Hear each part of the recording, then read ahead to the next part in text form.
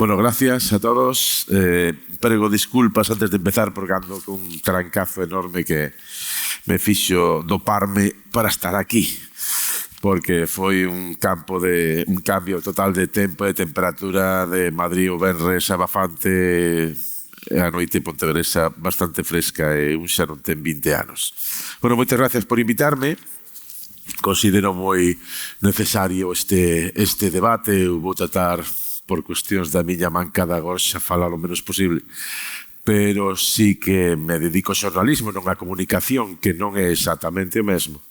Pero sí que é necesario que nestes tempos falemos un pouco devagar, se temos tempo do que nos está a pasar, en esta tormenta perfecta que está a sufrir pois as sociedades modernas e a nosa democracia. Se a democracia representa un home informándose nun xornal, está claro que estamos ahora mesmo pasando problemas. Sobre bulos, trolas e fakes realmente que sempre houbo na historia da humanidade. Xa temos na Grecia clásica e na Roma clásica exemplos dabondo de heraldos que falaban por interese político ou simplemente por desacreditar utilizando todo tipo de mentiras e recursos fraudulentos. Eu sempre digo que as trolas e as bolas agora teñen un componente máis político, pero sempre houve, digamos, algo fascinante en tratar de vender unha bola sin ningún tipo de objetivo. Eu recordo de rapaz non, empezaba a facer xa traballar aquí en Pontevedra, en televisión, e recordo un policía, inspector de Pontevedra. Vos acordades dunha historia, bueno, como, digamos, seguro que vos acordades dos 90, un programa que se chamaba Sorpresa, Sorpresa. Vos acordades do famoso vídeo que nunca existiu de Ricky Martin, pero que toda España aseguraba telo visto? É un exemplo perfecto do que é un bulo sen un interés político. Pero había xente que aseguraba que naquel programa que se vea que era un famoso, normalmente do mundo do pop, entraba na sala onde un adolescente pois non sabía que iba a entrar, había unhas cámaras dentro e ela levaba ou el unha sorpresa enorme. Entón, empezou a correrse a voz de que no programa se emitira e como era en directo, pois a rapaza, un adolescente, estaba xogando con todo tipo de brincadeiras sexuais, eróticas. E se montou un escándalo. Entón, chega un inspector xefe da comisaría de Pontevedra, entra na comisaría en Joaquín Costa e lle de un dos policías que está uniformado: don Evaristo, onde vamos a llegar ayer con mis dos hijas viendo en casa Sorpresa, Sorpresa, y le cuenta lo que pasa. Y Evaristo, pero eso fue verdad, pues esta vez yo con mi mujer tuve que coger el mando que non lo encontraba e cambiar. Os 2 días sábese que todo era un engaño. Este inspector xefe volve a entrar na comisaría e volve a toparse o mesmo policía uniformado. Y entonces, ¿y esto? Le dice el policía, joder, es que a mí me lo contaron. Él le dice el inspector, como para fiarse de la policía. O sea, se xa a policía é capaz de ver o que non viu, hai outra que xa tiña neses anos un elemento así de descrédito persoal, que cando todo o mundo decía que María Teresa Fernández de la Vega, nese momento portavoz do goberno e vicepresidenta, se casara con María Escario, unha compañeira miña de traballo. Un día ata me chama a miña muller e dice, oye, como daquela estaba director de Televisión Española en Galicia, Javier, te llamo al descanso porque una compañera mía, su hermana, trabaja en no sé, en un registro de Fuenlabrada en Madrid y que han ido allí a casarse Teresa Fernández de la Vega y María Escario. Le dije, mira, María, es un clásico del bulo. O sea, este es un clásico del bulo, pero de verdad que me dice que es su hermana y tal. Y dile, pues dile que no es verdad y que te diga si efectivamente fue así. Y a los 2 días me dice, no, le habían contado que no sé qué, no sé cuándo. O sea, sempre hai alguén que dá fe. Hai pouco vimos como alguén acusaba, non vou dicir o partido, de levarlle a súa sede unha bolsa con 90.000 euros. Entón chamaron a declarar.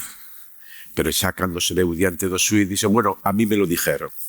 Isto sempre funcionou así. Hai xente que viu, pero que realmente non viu nada, pero sí axuda a espallalo. E entón, nese contexto, chegamos á tormenta perfecta, que son unha polarización brutal, a chegada dos populismos máis extremistas, coa chegada das redes sociais e o abratamento de costes dos xornais en forma de portais ou diarios digitais que mellor con 2 ou 3 empregados poden funcionar, sobre todo se están ben sementados de diñeiro público, con interese partidista, lóxicamente, para espallar calquer tipo de rumores. Simplemente 4 ou 5 trazadas do que estábamos falando podían ser máis ou menos uns bulos semi-inocentes, pero cando chegamos, por exemplo, a Steve Bannon, que chega a exportar a Europa a política do bulo, é dicir, negar a evidencia e insistir na mentira, pois foi a base de que un aprendiz de bruxo como Boris Johnson axudase a convencer a todo o Reino Unido que isto del Brexit era unha gran idea, e ao final votaron, e agora o 70% dos británicos danse conta ou decátanse de que votaron equivocadamente, e os propios promotores do Brexit recoñeceron que a súa campaña se basara en mentiras, pero xa está, digamos, o dano xa está causado.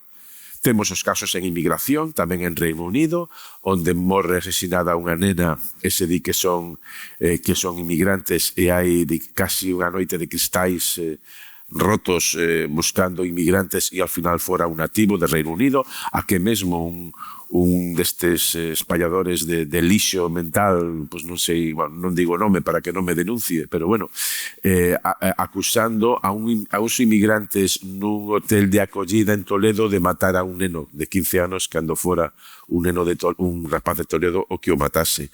O caso de Begoña Gómez, que se convertiu no caso Begoño, pero hubo medios que dixeron que era un home que se cambiara de sexo en Marruecos e que se dedicaba ao narcotráfico e que por eso Sánchez tiña boas relacións con Marruecos. Pero había xente que nos parece un pouco tolo, pero hai xente que compra este tipo de mercancía averiada, ou sobre todo o informe PISA, que aquí xa é máis grave porque nos leva a falar tamén de instrumentos do Estado para desacreditar neste caso a Pablo Iglesias. Xa podemos cun informe absolutamente noxento e falso.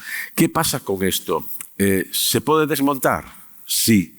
O problema é que mellor para desmontalo eso leva tempo.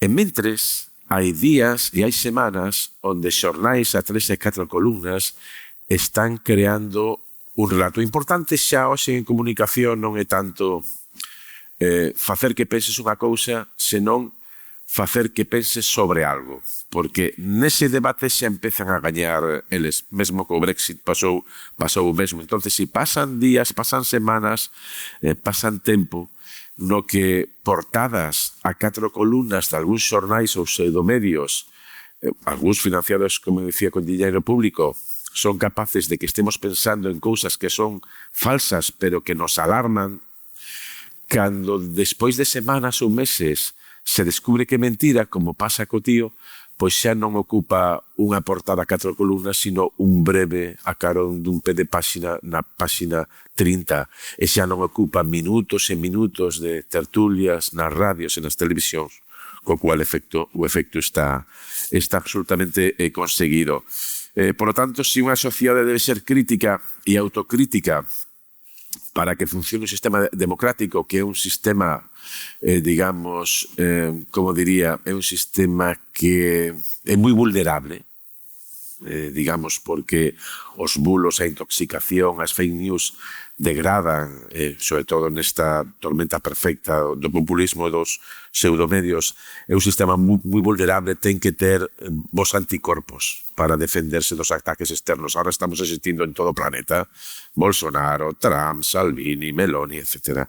A este tipo de historias é necesario que teña anticorpos, e os anticorpos son a ciudadanía. Os anticorpos son ciudadanos críticos e autocríticos co que leen e do que debaten, e capaces de, cando alguén lle ven cunha historia destas que se ve como lo de María Teresa Fernández de la Vega, que era un bulo de lonxe, capaz de reaccionar e non ser tan crédulos. E deso imagino que imos a falar hoxe. Eu vou tratar de limitarme a moderar, digamos que o meu nos últimos anos, pero antes a presentar os poñentes que son especialistas nesto. Eu son xornalista, sempre digo, non é o mesmo ser xornalista que experto en comunicación, e eu non son experto en comunicación, algo sei, pero sobre todo son especialista en contar a xente o que lle pasa a xente, que é a base do xornalismo. Por lo tanto, imos dividir en 3 bloques este debate. Primeiro, manifestacións e efectos da desinformación. Logo, no segundo bloque, educación e ciencia. E terceiro, ferramentas e solucións neste mundo tecnolóxico no que andamos. Entón, pois nos vai acompañar Iria Veiga, digamos que de algún xeito algo desto ten que saber, porque de algo desto se dedica, médica psiquiátrica, divulgadora científica, máster en neurociencia, e polo tanto xa ten algunha experiencia de tratar con este tipo de situacións e de que ferramentas se poden utilizar. José Rúas Araujo, o que tiven a sorte, me lembraba de entrevistalo hai 4 ou 5 anos, a raíz dun libro de que sacaras, investigador principal do proxecto FEI Local, de loita contra a desinformación do Ministerio de Ciencia, Innovación e Universidades, e profesor titular de Comunicación Electoral e Institucional na facultade. Iván Puentes, o que é un pluriempleado, porque aparte de dedicarse a dar clase, dedícase a outras cousas, como ben sabedes, en Pontevedra, doutor en Comunicación, máster en Investigación en Comunicación e licenciado en Publicidade e Relacións Públicas. Guillermo Blanco González, son os dos únicos que non coñecía, me dixeron, mira, un lema pendiente, pero agora non é ti, non? O do pendiente. Guillermo, doutor en Enxeñería Informática, experto en conversación inteligente, e polo tanto xa me queda solo Francisco. Ti eres Francisco, non? Francisco de Arriba Pérez, doutor en Enxeñería de Telecomunicacións, son responsables da liña de inteligencia artificial. Con isto de inteligencia artificial é telo moi necesario, telo moi en conta. Outro día xa non era unha brincadeira, xa non era un bulo, porque todo o mundo sabe que eu son a parte do Pontevedra do Barça. E fui a ver o partido do Clásico ali a Barcelona, a Montjuic, e me fixei unha foto para os meus seguidores e os meus enemigos en Twitter coa camiseta do Barça. E outro día no medio do programa fixeronme por unha aplicación de inteligencia artificial a mesma foto, pero eu coa camiseta do Madrid. Eso non tragou, eso non foi, digamos, moi difícil desmontalo. Pero entón imos co primeiro dos bloques. Que empezas ti, Xosé, me parece. Vamos a falar 20 minutos, facer unha exposición, comentades, e logo imos andando de vagar polo contexto. O contexto deste bloque sería, como decíamos, manifestacións de efectos da desinformación. Vivimos rodeados de información, pero non toda é verdadeira. De feito, agora cada vez ten máis peso a información falsa.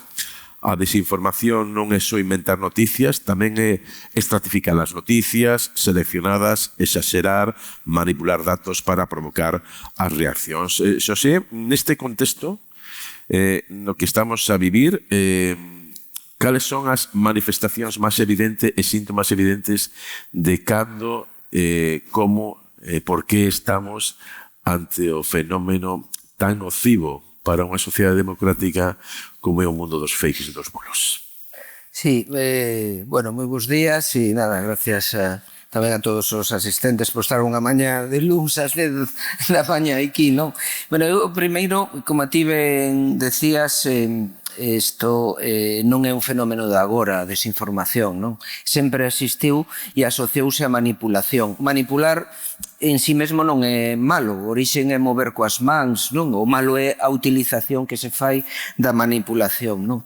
O tema é que casi nada é inocente, casi nada é gratuito, non? E no da desinformación temos que distinguir, pois moitas veces non é casualidade, pero sí causalidade, non? Cal é o contexto da desinformación? Isto, bueno, a historia sempre a escriben os vencedores, quer dizer, E certo tamén ten que ver co xornalismo, mesmo o premio Pulitzer, pois Pulitzer foi un dos que contribuiu á creación desa prensa amarilla tamén, non? E que agora deriva casi pois na bilis, nesa casquería, casi que son os pseudomedios, non? Sempre existiu, quero dicir, cando se falaba en tempos de Felipe II la Armada Invencible, ese foi un invento dos ingleses para desprestixar todavía máis a nosa derrota, non? Bueno, e hai un testimonio de feito na Axencia F o antecedente dos deepfakes, que era unha foto manipulada do encontro de Franco con Hitler en Endaya, donde Franco tiña xa mantesa e era máis baixiño e puxeron no máis alto e saludando coa man. Quero dicir... E cos ollos abertos, porque a foto está cos ollos pechados, entón ten que cambiar outra foto de Franco, poñer ya como a testa para que precise cos ollos abertos. Entón, claro, que cambiou a capacidade de viralización, non? Coas redes sociais, non? E sobre todo, bueno, hai un experimento moi curioso que graban un vídeo sin insultos e con insultos, non? Para ver o efecto que ten. E con insultos a viralidade multiplícase por 5. ¿no? E entonces iso é o que nos leva un pouco pois tamén a todo isto. É certo que hai escalas na desinformación, non? Quero dicir, a desinformación tamén pode ser por unha noble causa, pois por facer un fake simplemente humorístico, non? Pero a clave é ver que a desinformación organizada, o sea, cando hai unha intencionalidade clara e sempre obedece a dous intereses, ou políticos ou económicos. Quero dicir, vemos agora a través da publicidade programática para gañar cartos e entonces, claro, xerar audiencia ou intereses claramente políticos que no fondo é, pois vímoslo recentemente coa Dana, non? Eso de solo el pueblo salva al pueblo. É dicir, no fondo é desestabilizar e sembrar o caos e mesmo, chegado o caso, xustificar ata un golpe de Estado. Entonces, claro, eses son os intereses espurios da desinformación e que misturado todo eso coas redes sociais, pois claro, influye na opinión pública, non? Quero dicir, influye todo isto que estamos a ver aquí, non? E sobre todo na mocidade, porque tamén isto dos filtros, burbulla e todo isto, a veces, pois, efectivamente, vivimos nunha burbulla que creemos que todos os nosos colegas no Instagram ou no Facebook é a pura realidade, que decía o filósofo Gavagini, non? Dicía eso de la pura verdad. Xa non existe eso da pura verdade, non? Bueno, pues abrimos para que entren todos. Con respecto ás redes, hai un fenómeno, claro, porque en digitais moi baratos de producir, con 4 traballadores para colocar titulares subvencionados por medios públicos, e o das redes é tremendo. Eu sou un tipo moi activo en redes porque, como me veñen moita xente a dar caña, pois creo que hai que contestar. Eu son sempre de contestar dende neno, porque se non falas, alguén fala por ti. Non é cuestión de estar contestando sempre, pero de vez en cando sí. Alguén me explicaba perfectamente nas redes que era un tipo saca un tuit diciendo toda mi solidaridad con los trabajadores en huelga de la fábrica de envasadora de Coca-Cola en Fuenlabrada. Entonces salen varios, bien, gracias por el apoyo, bom, bom, bom. El quinto sexto era, y de los trabajadores en huelga de la fábrica de Cuétara en Aguilar de Campo no dices nada. Y el siguiente ya era Pepito Pérez en contra de los trabajadores de la fábrica de galletas de Aguilar de Campo. Digamos que así funcionan as redes. Pero quería a opinión de todos sobre este fenómeno que acaba de contar. Xosé. Bueno, eu así dous apuntes, non? O primeiro apunte é que me parece moi interesante o que comentabades, non? De que o problema é, sobre todo, a desinformación organizada. É dicir, non é o bulo de Ricky Martin xa, no? Que nos dá para unhas risas, pero que realmente non é un problema social, senón a desinformación organizada. Antes comentabades, no? Que o obxectivo da desinformación é crear o caos, no? Non tanto enganarnos como crear un estado de opinión no que xa nos saibamos que é certo e que non, no? E creo que tamén é conveniente sinalar de onde parte a desinformación, no? É dicir, a desinformación non parte de forma equidistante de todos os puntos do espectro político. Hai un artigo moi interesante no que uns investigadores de Países Baixos analizan 32.000 tweets de 26 países e as conclusións que sacan é que o 80% da desinformación provén de partidos de extrema dereita e populistas. E, ademais, ningún deses dous factores por sí mesmos é o causante da desinformación. Tens que dar os dous xuntos. É dicir, os partidos de dereita convencionais, digamos, non son os maiores produtores de desinformación e o populismo por si mesmo tampouco é o factor esencial, senón que teñen que combinarse os dos factores. Entón, non hai só un objetivo político detrás, senón que hai un objetivo político moi determinado e nunha dirección determinada. Entón, isto xa nos pode valer, digamos, para empezar a detectala, non? Cando eu vexo algo que vai nesa dirección, teño que empezar a sospeitar, non? Non porque toda a desinformación vai a vir desa banda, pero sí porque a inmensa maioría vai vir, non? Despois, se nos metemos en cuestións concretas, vamos ver que os grandes bulos son de extrema dereita. Por outra banda, hai tamén un pouco esta idea falsa de que a xuventude é a máis afectada pola desinformación. E, en realidade, os estudos o que din é que é a franxa de idade a partir dos 60 anos, que son os que máis consumen desinformación e os que máis propagan a desinformación. Si queredes, tamén nos metemos despois en cuestións psicolóxicas de por que pasa isto. Pois facemos unha ronda. Guillermo? Sí, yo también quería comentar que una de las cosas de las redes sociales es que las redes sociales son una herramienta increíble para buscar información, pero también son una herramienta con doble filo, ¿no? También el problema es que funcionan con algoritmos y sobre todo el gran problema de las redes sociales son los algoritmos de recomendación, es decir, no lo que tú estás siguiendo por voluntad propia, sino lo que te recomienda. Y aquí, decía muy bien Ruas, los algoritmos de recomendación se basan en recomendarte aquello que tiene más interacciones. Las interacciones no tienen por qué ser positivas, no le interesa a la red social que haya muchos apoyos, sino lo que dices, pues la gente suele interaccionar más con vídeos que tienen insultos, que son denostando a otra persona, aunque sea diciéndole este vídeo es una porquería. Da igual, el algoritmo lo que va a entender es este vídeo tiene muchas interacciones, es muy interesante, voy a hacer muchas visitas con él, se lo voy a recomendar a más gente. ¿Cuál es el problema de esto? Las redes sociales son una gran herramienta democratizadora. Antes, una de las cosas entre comillas malas que había era, lo decías muy bien, con la foto de Franco, eso lo publicaba un periódico y eso era la autoridad, porque no había otra manera de expresarse. Ahora una persona en las redes sociales puede desmentir ese bulo y mucha gente le haría caso. El problema de estos algoritmos es que no son perfectos, son automáticos y tú puedes comprar un conjunto de bots que altere eso o, más importante, cuando no se utilizan las herramientas de las redes sociales correctamente. También hay un estudio también que demuestra que muchísimos bulos, en vez de una persona escribir un tweet o un post y mucha gente retuitearlo, que es la herramienta correcta, ves un mensaje repetido muchas veces al unísono por diferentes cuentas. Esto obviamente no es natural, nadie escribe igual, nadie escribe al mismo tiempo, en el mismo momento.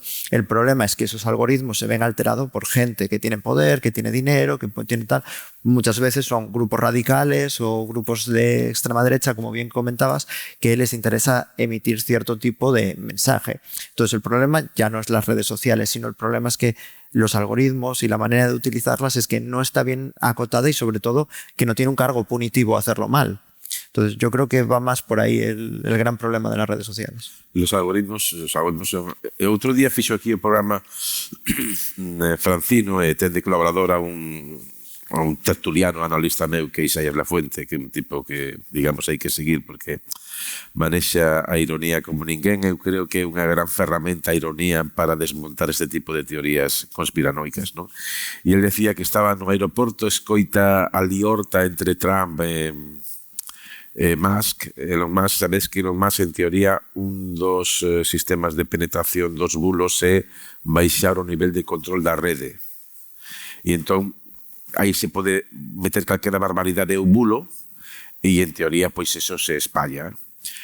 Pero, sin embargo, tens sistemas de control internos para que non podas decir algo que vaya en contra de Elon Musk. Por exemplo, estaba no aeroporto a punto de coller o avión para aquí e puxo lo de Elon Musk con Trump es non sei que, non sei cuánto e tal.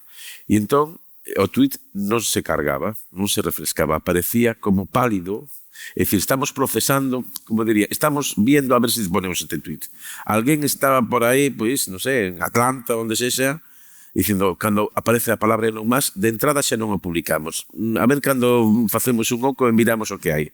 E entón, Moscou xe dice, a ver se é que aquí no aeroporto pois hai pouca posibilidade de conexión. Pareceme raro. Entón puxo un tweet que era está saliendo el sol e ese inmediatamente sale, ese non ten problemas, pero hai que andar con cuidado con ese tipo de cousas. Iván. Que parta dunha anécdota para chegar ao debuxo do panorama, non?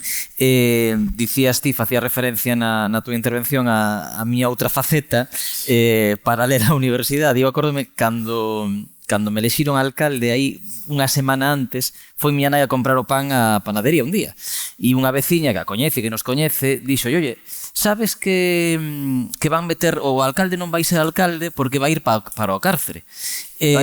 Ao cárcere. Preso. Ah, sí? Preso. Claro, ti estabas a leer... Fene, sí. E me dice, e dille miña nai, no, eso non é verdad. E dille ela, que sí que é certo, que non sabía o delito, pero pillaron e tal, e ten que vai ingresar no cárcere agora e tal, non? E entón ela dice que non, que che digo que non é certo. Que sí. E dicía, pero se iso é meu fillo. non é verdade e tal. E ela, efectivamente, a resposta foi sí, dixéronmo, con probas e tal. E en ese momento, e estou che falando do ano 2007, no ano 2007 xa, e digo, que pode haber tan forte na mente de alguén para que, atacando a fonte máis fidedigna que podes ter, que che confirma unha información, eres capaz de desmentir a ti e de negar a ti, non? E isto lévame ao que ti comentabas, non? Que era, por exemplo, o tema do Brexit. Hoxe, no Reino Unido, hai unha inmensa maioría de poboación que sabe que se equivocou votando a saída da Unión Europea e que está arrepentida diso, non? Pero que nas eleccións de hai 15 días, cando foron as eleccións municipais no Reino Unido, o partido do Brexit, o UKIP e Farage foron os grandes vencedores dese proceso. Donald Trump, todo o mundo soubo nos Estados Unidos tamén que enganara no seu primeiro mandato e foi reelexido presidente dos Estados Unidos, e unha porcentaxe importantísima de xente que lle votara no seu primeiro mandato dicía que, a pesar de telos enganado, lle volvería a votar outra vez, e de feito nestas últimas eleccións lle votou máis xente aínda da que lle votou no primeiro mandato, non? Dicir, aí opera algo na opinión pública para que iso pase, non? E evidentemente eu creo que, como ocorre sempre, non hai unha soa razón, hai moitas razóns. E a mí o que me preocupa da desinformación é realmente isto, non? Que é os efectos que ten sobre algo tan básico que nos levou tantos séculos construir, que son as sociedades democráticas, non? E a capacidade de destrucción dese mundo democrático, dese mundo en liberdade, que polo menos en Europa occidental fomos quen de construir desde hai moitísimo tempo, e que creo que está francamente amenazado por toda esta cuestión da desinformación, non? E aí, que temos? Bueno, pois temos primeiro consumo de información, non? Durante moito tempo se falou das redes sociais, non? As redes sociais son o que está provocando todo este caos. Bueno, esa é unha parte falábase do algoritmo aquí, falábase de outras cuestións, é unha parte da explicación. Eu tamén coincido, non, que as redes sociais son ferramentas, e as ferramentas son boas ou malas, pois dependendo como as utilicemos, non? Neste caso tiveron efectos positivos moi importantes e teñen un efecto negativo por falta de control e de regulación, probablemente, que é este, non? Pero xa non só as redes sociais explican isto, porque sí, efectivamente, se vemos o consumo en España de información, tú, para ter unha opinión pública ben formada, só hai un camiño, que é estar ben informado, ter boa información, recibir información de calidade. Con esa información de calidade, que ti logo, en función da túa ideoloxía, podas votar esquerda, dereita, o que che guste, pero que votes en base a feitos, en base a verdades, non en base a mentiras, non?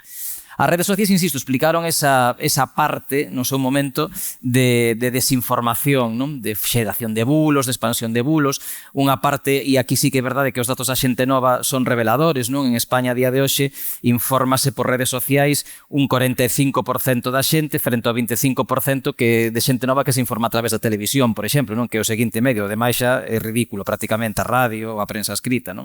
Pero xa non só iso. Resulta que hoxe temos un novo fenómeno que falamos co profesor Rúas moitas veces, que son o dos evitadores de información, os news avoiders, que son as persoas non só novas, pero especialmente novas, que xa rexeitan estar informados. É dicir, xa non é que se informen polo sitio polo que non deben informarse, é que xa a súa vontade é a de non informarse, a de non consumir información, a de non consumir noticias, non? E seguro que moitos de vos, porque eu, que son consciente disto e que me rebelo en contra diso e que me gusta consumir información e quero consumir información activamente, sorpréndome ás veces que fago que non facía nunca, que era que teño o telediario posto e ás veces evito o telediario por sentirme emocionalmente ben moitas veces, non? Cando consumo vexo determinadas noticias que me crispan ou estou pola noite na casa despois de traballar e chego ao sofá, a tertulia de Xaves sí que a vexo, pero salvo a noite en 24 horas hai programas un pouco máis de infoentretenimento que sí que, aínda que me gusta a información e me gusta o tema, xérame tal crispación velo que me poño unha serie en Netflix, por exemplo, non? E iso a día de hoxe está pasando. Hai un estudio que lié estes días do Instituto Reuters que di que no ano 2017 había un 27% de poboación que evitaba o consumo de noticias. Hoxe, ese 27% é xa do 38%. A nivel global, en España, que é dos países, e xa remato, nos que máis pasa isto, en España os evitadores de información están xa a día de hoxe baixaron do 80, perdón, a xente que consumía noticias estaba no 85% en 2017, está no 51% en 2023. É dicir, a metade da poboación en España xa evita consumir información. Por tanto, aí é onde temos unha vía de auga moi importante. Esto, vou contigo enseguida, Francisco, pero o que decías, e hai outra eiva engadida, que desgraciadamente cada vez máis se consume información, digamos, para afianzar prexuicios ou ideas previas, co cual estamos perdendo un elemento que é importante, que é a diversidade, a multiversidade nos medios están facéndose cada vez máis monolíticos. Hai bulos, digamos, intencionados, e logo hai cousas que realmente son simpáticas, pero outro día me chega un home, non sei se estaba en Madrid, non sei se me chegou por vía redes sociais ou por WhatsApp, e me decía, mira, soy José, alcalde de Pontevedra, que non sei que, non sei cuánto, tal. E dixe, pero o alcalde de Pontevedra non é Miguel Lores. No, yo soy José Alcalde, de Pontevedra. No, o sea que non era exactamente o mesmo. Bueno, a túa forma de verlo, Francisco. Estoy de acuerdo con todo lo que se ha dicho. De hecho, poco me queda por incluir.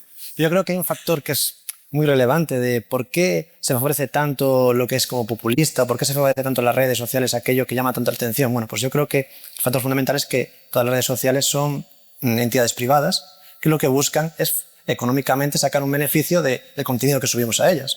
Entonces, en el fondo, tú tienes un contenido, tú lo subes, la gente lo ve y cuanto más se vea, más publicidad pueden embeber, más publicidad pueden ellos sacar dinero de eso. Eso es lo más interesante, yo creo, buscar por qué esos algoritmos favorecen tanto la publicación de estos contenidos. Si tuviéramos una red social pública, sería diferente. Eso yo creo que es un debate interesante que habría que hablarlo, pero yo creo que por ahí deberíamos intentar tender, porque todo aquello que esté controlado por una entidad que obviamente lo que va a buscar es un beneficio, va a favorecer aquello que le genera un beneficio además rápido, sin pensar en consecuencias sociales. Luego también creo que es un factor relevante la pertenencia a grupo, ¿no? Yo creo que también lo debatiremos ahora en el siguiente punto, pero sí que es muy relevante que la gente busca formar parte de un grupo. Y cuando tú tienes una idea política o tienes una idea que te parece que no encaja políticamente, pero encuentras en las redes sociales un grupo que la apoya, te sientes bien. Te sientes como, oye, pues no estaba equivocado, y te creces. Eso es lo que también yo creo que pone en mayor riesgo a la democracia, que haces que esos pequeños grupos, que igual antiguamente no estaban tan conectados, ahora se conecten y su opinión parezca más fuerte, más real, más verdad, aunque no lo sea. Tampoco lo rebote. Bueno, después de falar os 20 minutos sobre esta cuestión, dimos o segundo bloque, voy a empezar contigo, Iria, que la ciencia. Estamos nun tempo no que cada vez temos máis información científica, pero posiblemente, como nunca tamén, estamos asistindo ao esmañamento de tesis terraplanistas. Bueno, hai xente que di que os paxaros que as palmas son robots. E entón, un de cada empresa decía aquilo de que a ironía é a mellor ferramenta para, de alguma forma, combatir a estupidez. Decía, efectivamente, claro, tiene razón, son robots, por eso se ponen encima de los cables eléctricos para cargarse. que se iba a Bueno, Lidia Veiga nos vai falar agora, empezar o debate, depois enfrentar as historias. Vivimos nun tempo no que temos acceso a máis información científica, pero tamén é cada vez máis común ver xente que cuestiona feitos demostrados, o cambio climático, pero que aquí hai un interés, digamos, un interés ideolóxico, que vos está vendo o debate das renovables. E outros xa simplemente tengo que por brincar por dicir que a Terra é plana e non redonda. Isto da Terra redonda tamén tiñen que explicar. Pero bueno, Iria, falemos de educación e ciencia, de por que en un mundo no que temos tal cantidad de información, tal cantidad de información especializada, estamos asistindo a esa credulidade de bulos, uns tóxicos, outros simplemente estúpidos, e con que intención, e que nos pasa, e que estamos vivindo como vivimos sempre no tempo do péndulo, estamos chegando a un tempo onde a estupidez e o populismo van da man. A ver, precisamente comentabas o terraplanismo, que me parece un bo punto para empezar, un pouco porque é así como a cousa máis disparatada, non? Eu, cando empecé nesta de divulgación, que hai moito tempo xa, unha broma interna que tiñamos entre os divulgadores era que a este paso íbamos a acabar discutindo sobre se Terra era plana. E pasou. Eu creo que ás veces tamén nos perde un pouco que o contexto cultural non é o que nos rodea a nos en concreto. Eu explícome. Antes dicía que a maior parte dos bulos, así máis espectaculares e máis ridículos, proveñen da extrema dereita populista. Ben, estas ideas, por exemplo, sobre a Terra plana, proveñen concretamente de grupos ultrarreligiosos de corte evangélico de Estados Unidos, que son literalistas bíblicos. Entón, creen que o que di a Biblia é literal. Entón, é unha idea religiosa, de extremismo religioso, que despois está como recuberta con a capa de pseudociencia, digamos. Entón, moitas veces nos chegan ese tipo de bulos que no noso contexto cultural non teña o menos sentido. Pero claro, veñen trasladados dun contexto cultural no que iso sí que é moi forte.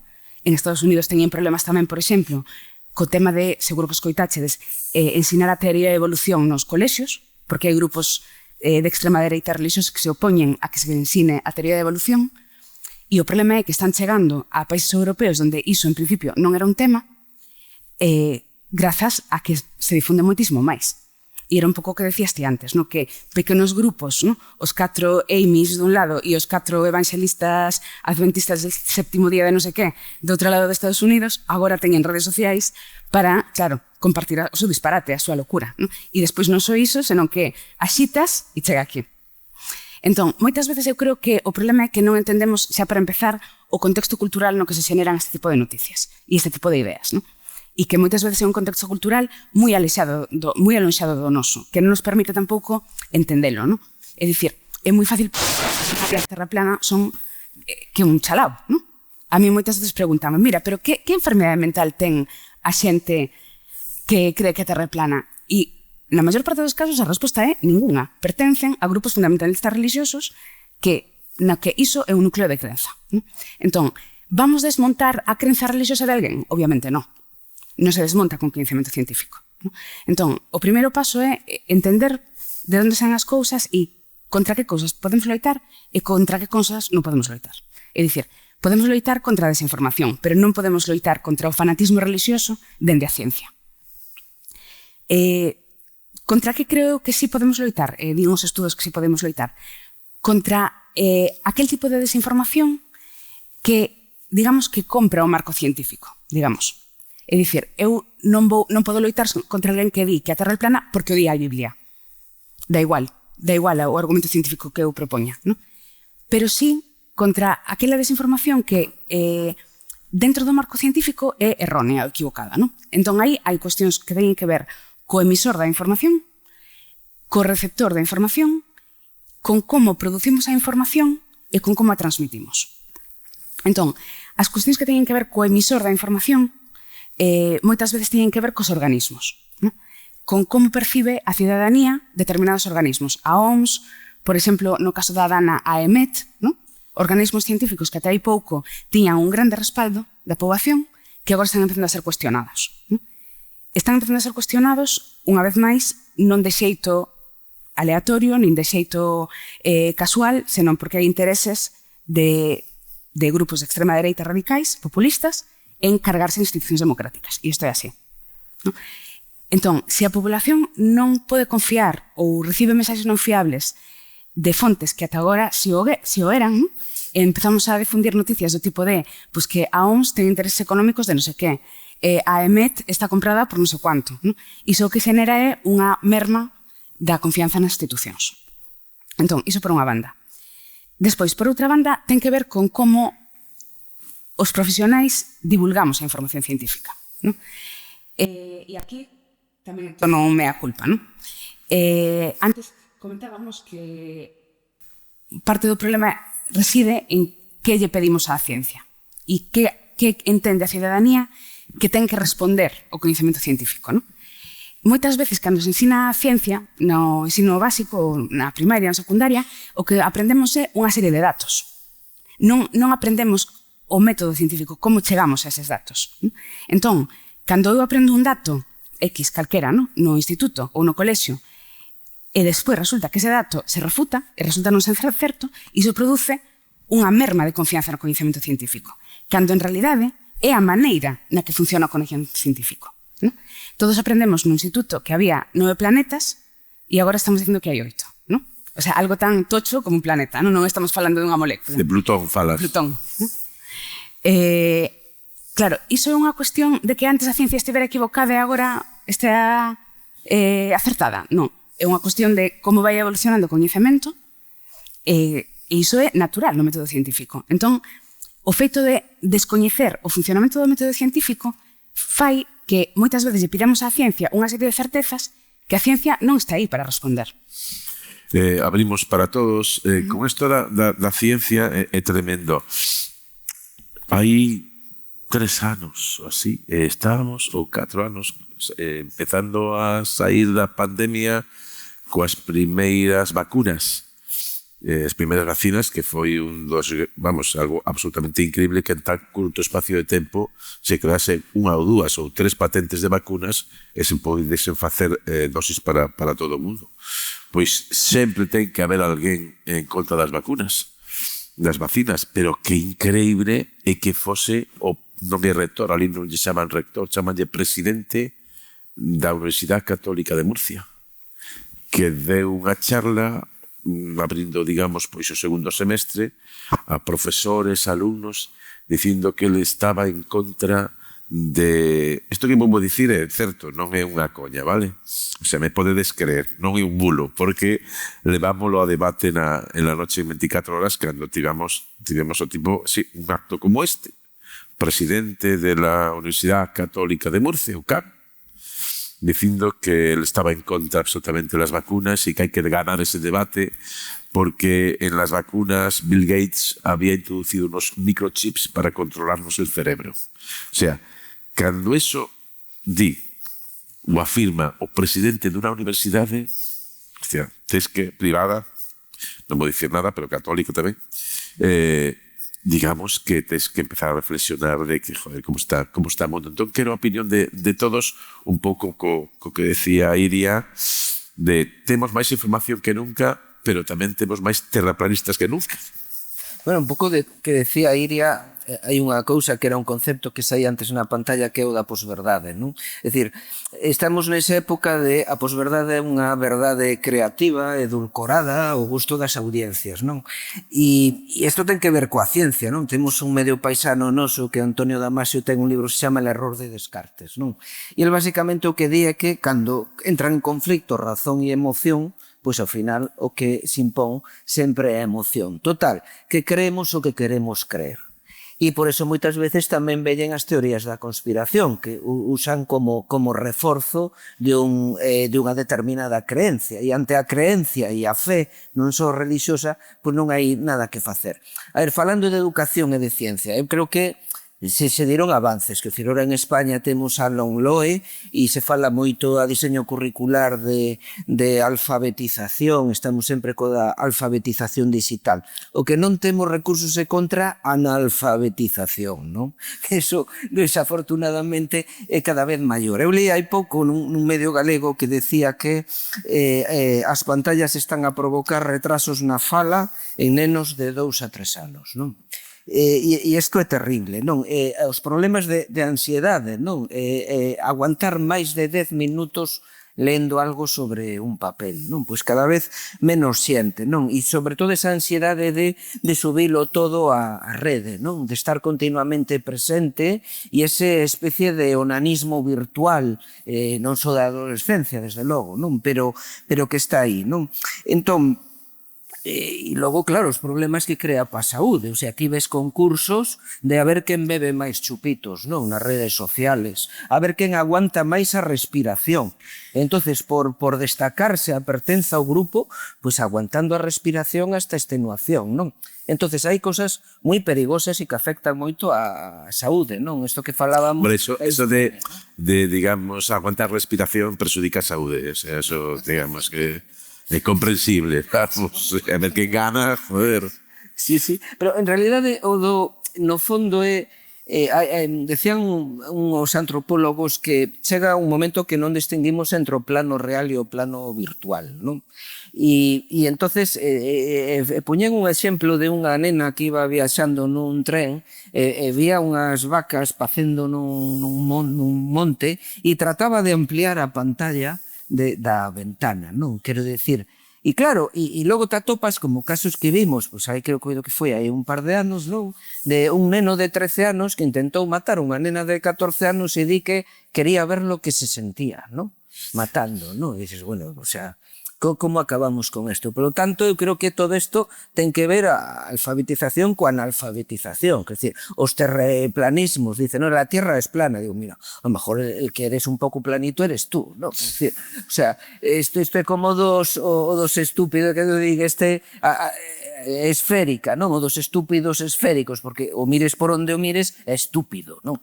Bueno, quer decir, en realidade todo isto ten que ver moitas veces cunha negación, como decía Iria, unha negación intencionada, non? E moitas veces, bueno, decía... E logo hai outro aspecto, isto decía o filósofo José Antonio Marina, non? Decía, isto de que todas as opiniones son respetables, non. Vamos a ver, o sea, tú efectivamente yo respeto o teu dereito a expresar a tua opinión, ora que todas as opinións son respetables, non. Se hai unha opinión que xenera discursos de odio, pois mira, non é respetable, non? Hombre, claro, digamos, que eso de... No, es que mi opinión es quemar en un horno crematorio al opositor, pues hombre, yo... No te respeto, yo no te respeto porque me vas a quemar a mí.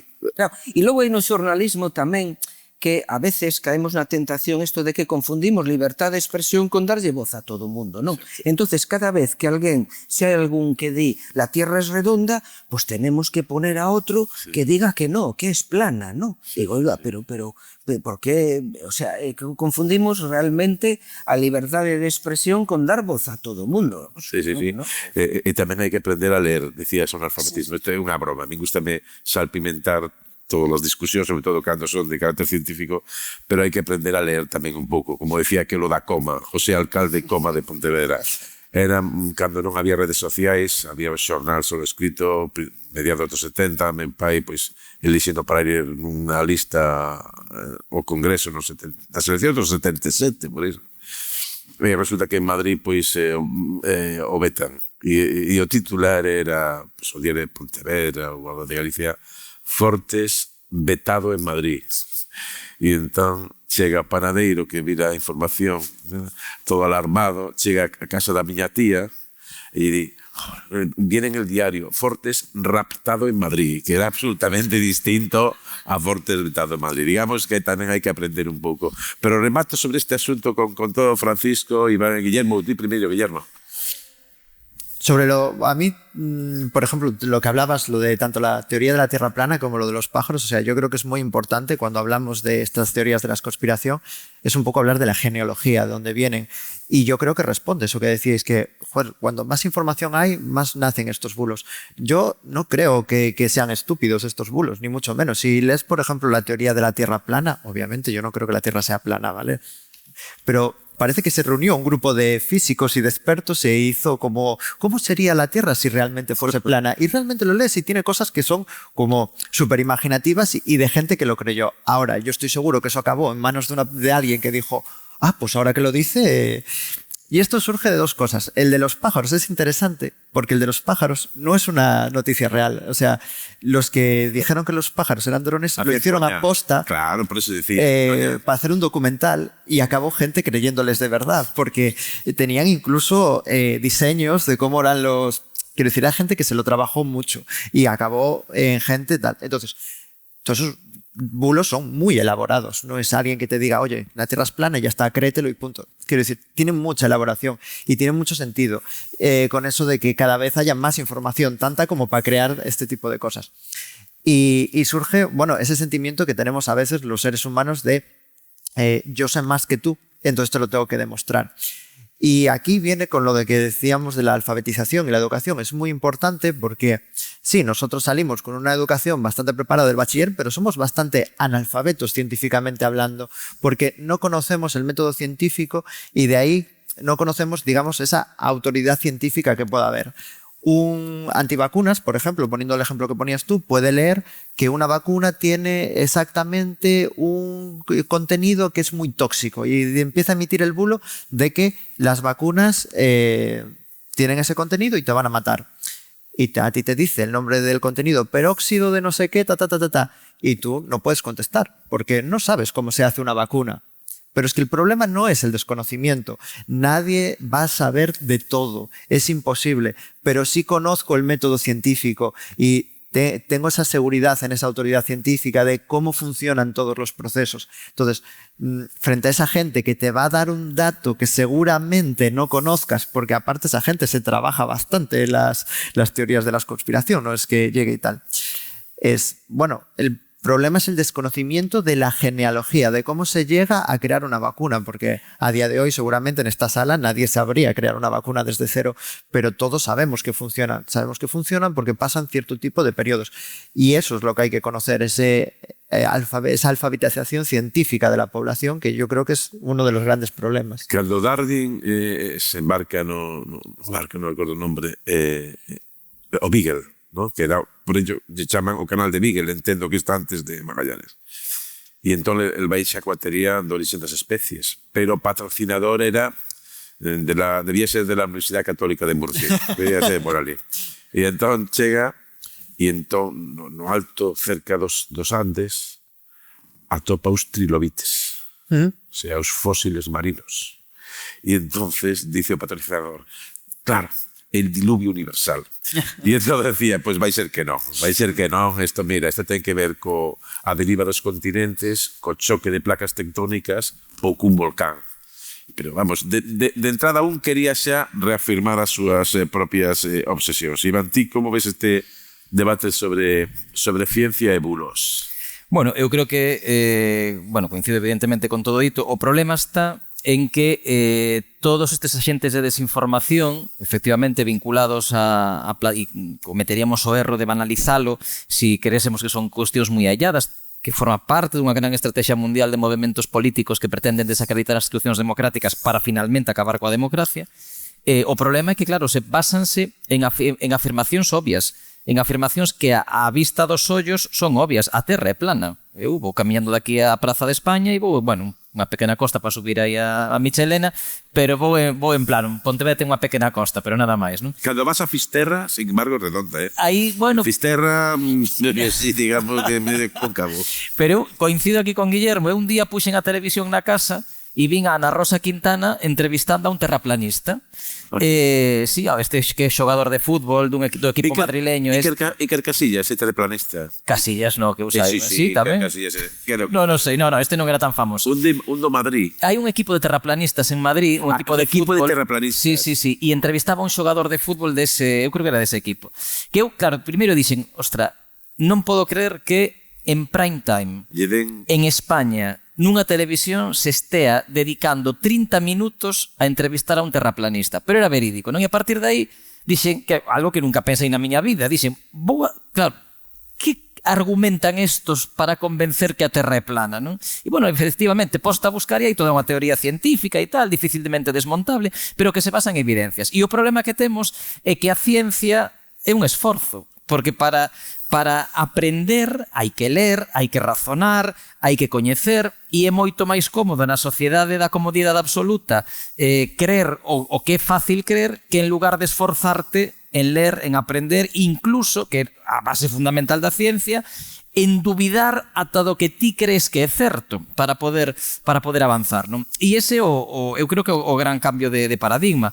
Desde a Revolución Francesa, as sociedades baseáronse no laicismo e no coñecemento, e agora estamos vivindo unha volta atrás. E creo que cometeremos un erro se banalizamos ata as crenzas que nos parecen máis absurdas, como a da Terra plana, porque ignorándoas, como decía Xavi, non? Ignorándoas, ríndonos delas, non gastando tempo en desmontalas, ao final o que estamos favorecendo ainda máis, desgraciadamente, porque claro, poderíamos invertir o tempo en cousas máis interesantes, pero estamos abonando aínda máis o terreo para que máis xente se sume a ese tipo de teorías. E o da Terra plana parece no ridículo. Temos que pensar tamén que hai outra moita xente que pensa que o que nós estamos facendo aquí é ridículo e que somos unhas víctimas do sistema, absolutamente enganados, alienados polos grandes poderes económicos e polos grandes poderes, non sei, ocultos que dominaron o mundo nos últimos non sei cantos anos, non? Pero cando vamos a outras cuestións, eu sempre te poño un exemplo que é este anuncio que había no metro de Madrid de Vox, que dicía, el del Mena famoso, non? Que dicía, un Mena 4.700 euros al mes, tu abuela 426 euros de pensión al mes. Isto é falso? Non é falso, os datos son certos. Os 4.700 euros é o que un Mena, co perdón da expresión, pero que o coste estimado que supón nun centro de menores pois unha persoa que temos acollida ali, e a pensión de 426 euros é a mínima, pero unha pensión real que existe en España. Claro, aquí falso non hai nada. O falso é o contexto, é a desinformación ven da descontextualización e de comparar cantidades que non son comparables, porque a abuela non se lle calcula canto lle costa o fisioterapeuta, o médico, a residencia pública na que vive, toda a asistencia social que ten detrás dela, os servicios sociais, que é moito máis que 4.700 euros ao mes, non? Entón, é dicir, a desinformación a día de hoxe, que a mí me preocupa e a que ten que ver con tal, témola que centrar, eu creo, fundamentalmente neste discurso de desinformación que ten que ver co odio e coa descontextualización de datos que, sendo certos, finalmente provocan consecuencias e conclusións na poboación que non son certas e que levan a esa desafectación, a esa desafección coas institucións públicas e, en definitiva, a esa crise da política, da cidadanía cos seus representantes públicos e coa política, non? E ao final, un último dato tamén, non? Con respecto á ciencia, a Fundación, a FECIT, a Fundación Española da Ciencia e da Tecnoloxía, a raíz da COVID e de todo o tema das vacunas, fixo un estudio cun grupo de investigación da Complutense de Madrid, creo que era, sobre os efectos da desinformación e a ciencia, non? Entón, pregúntanlle á xente, vostede en que grado está de acordo con estas afirmacións? A desinformación é un perigo moi importante que hai na sociedade a día de hoxe, 75% a favor. Durante a COVID e en determinados períodos circularon os bulos que fixeron a xente desconfiar da ciencia, 75% a favor.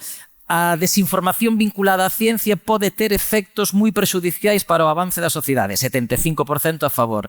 Vostede foi, a maioría da xente víctima da desinformación, 75%. Vostede foi víctima de desinformación no último mes? Un 20% dicía que sí, non?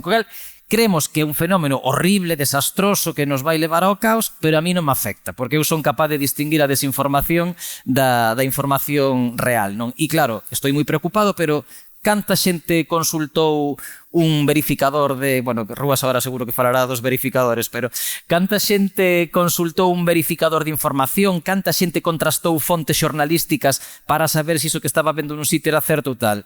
Un 25% escaso tamén, non? Co cal, dous perigos.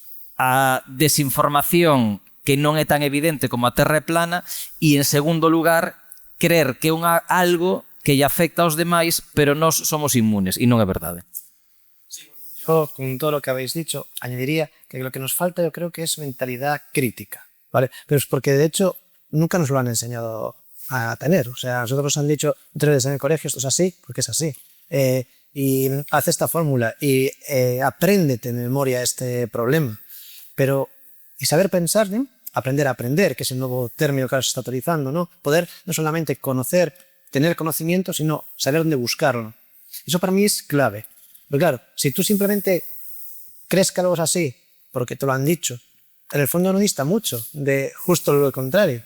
Pero claro, si tienes las herramientas para poder buscar que lo que te han dicho es cierto, es lo que valida la realidad. ¿Vale? Aquí es donde entran en juego las fuentes de información.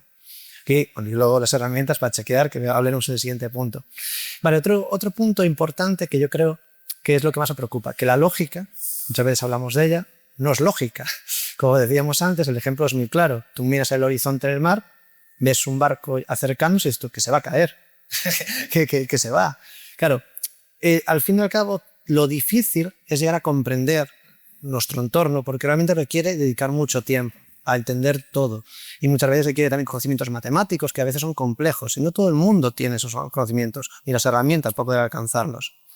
Entonces, claro, hay que también intentar hacer un sistema que permita encontrar ese conocimiento de una forma como desagregada, que sea más sencillo. Voy a hablar un poco más despacio para que no se acople. Y aquí entra para mí un peligro, que a la vez es un peligro y una ventaja, que hablaremos también más en el siguiente punto, que son, por ejemplo, los nuevos generadores de lenguaje, ¿no? Todos conocemos ChatGPT, ¿vale? Eso que conocéis la mayor parte.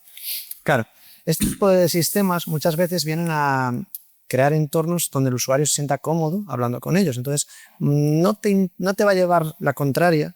Algunos ChatGPT tiene alguna capa que sí que te lleva a contraria, o cuando superas o restringe ciertas preguntas o comentarios, pero en general va a intentar darte respuesta a todo. Y decirte, ay, sí, me equivoqué, o esto es así, o tenías toda la razón del mundo. Claro, ¿qué problema lleva esto? Que también ChatGPT genera fórmulas y genera cosas que, sin un conocimiento muy profundo de la materia, podrías pensar que son lógicas. Porque él siempre va a generar algo. No debemos olvidar que ChatGPT, cuando ChatGPT hablo en general, con el generador de lenguaje, es un loro al que le han dicho mucho contenido y él solo lo replica, lo escupe, no lo piensa. Porque mucha gente cuando habla de inteligencia artificial generativa piensa que es inteligente, pero no lo es. Solamente escupe contenido. ¿Vale? Y esto es muy importante conocer, que lo que te está escupiendo ahí es lo que mayoritariamente tiene en su base de datos, que no tiene por qué ser cierto. ¿Vale? Y eso es bastante relevante, porque es fácil, pones a ChatGPT a hacerle preguntas sobre matemáticas, sobre lógica, no lógica fundamental de que, yo os he contado muchos ejemplos, no, cualquier tipo de pregunta que sea elaborada por vosotros mismos. Y vais iterando varias veces con él y llegaréis a un punto en el que ha negado lo que al principio afirmaba. Y con fórmulas que lo establece. Va llegado a conclusiones como que 4 es igual a -1. Cosas así. Y él se queda tan tranquilo, tan pancho. Dice, 4 es igual a -1. Resultado. Y dices tú, vale. Que hay que tener, estas herramientas están muy bien, porque ahora las defenderé en el siguiente punto, pero también son un riesgo. Sí, antes de pasar ao seguinte, o último bloque, tecnoloxías, ferramentas e solucións, comentaba Iván que falabas da Revolución Francesa. Digamos que eso é, digamos, a IVA que ten España con respecto á Revolución Francesa. Europa nace na idade contemporánea poñendo unha data 14 de xullo de 1789.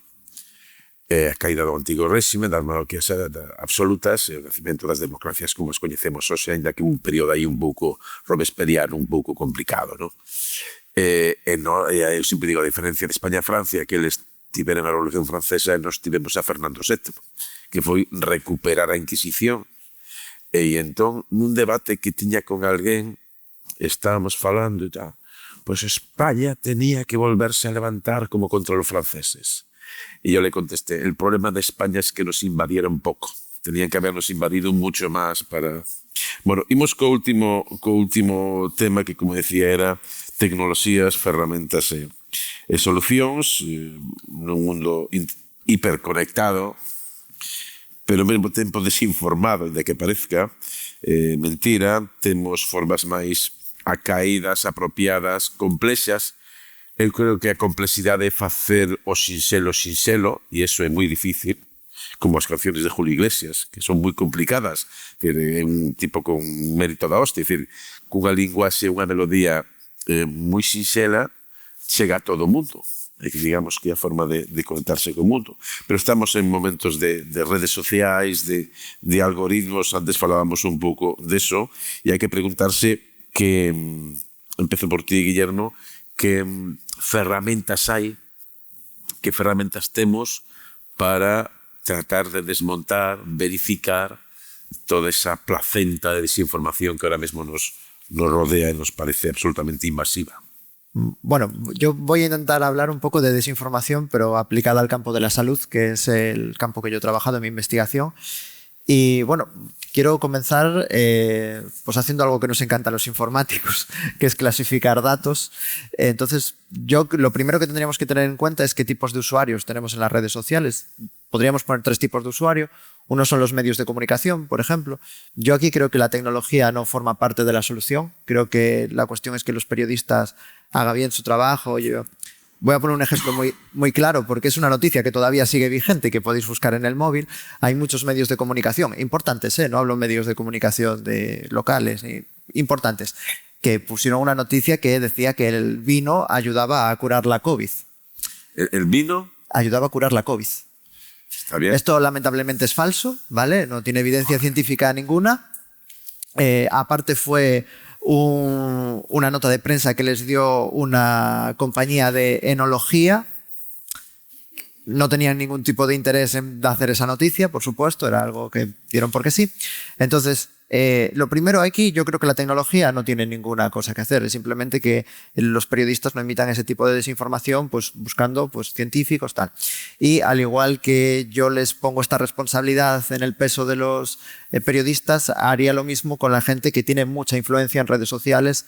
Es decir, los influencers hablan para millones de personas muchas veces y es ilógico que a un diario local le pongamos esa responsabilidad encima y a ellos no. Voy a poner, por ejemplo, una de las influencers muy conocidas, que es Marina Yers. Si no la conocéis, está bien. ¿Vale? Marina Yers tiene millones de seguidores y ha soltado grandes perlas como que el agua deshidrata. ¿El agua deshidrata? Sí. Luego te vende ella una bebida que sí que hidrata. El ron. No sé cuál es. No, tanto interés no tenía en esa noticia. Ahora vamos a la parte que sí que funciona, ¿no? ¿Qué pasa con el resto de usuarios de las redes sociales? Los usuarios rasos, los que solo seguimos a personas, hablamos con nuestros amigos y tal.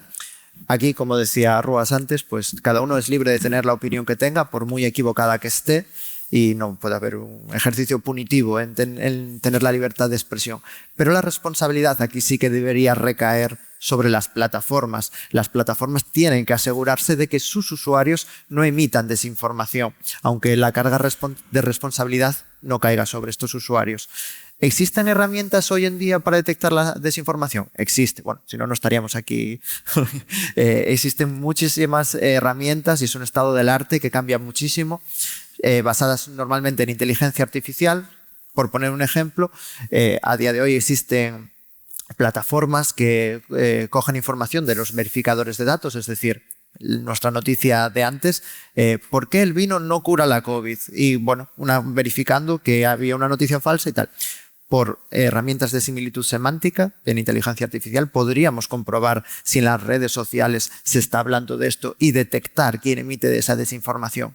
Y aparte, los verificadores de datos no se dedican solo a las fake news, es decir, a la desinformación que tiene una forma propia de noticia, sino a imágenes creadas por inteligencia artificial que son falsas, imágenes malintencionadas, etc. Y también, por medio de la inteligencia artificial, podríamos, por medio de similitudes de imágenes, comprobarlo. Similitud de imagen es algo que utilizamos en Google Lens cada día prácticamente. Vale, ahora sí, y así lo dejo un poco para el debate, aquí hay dos grandes problemas.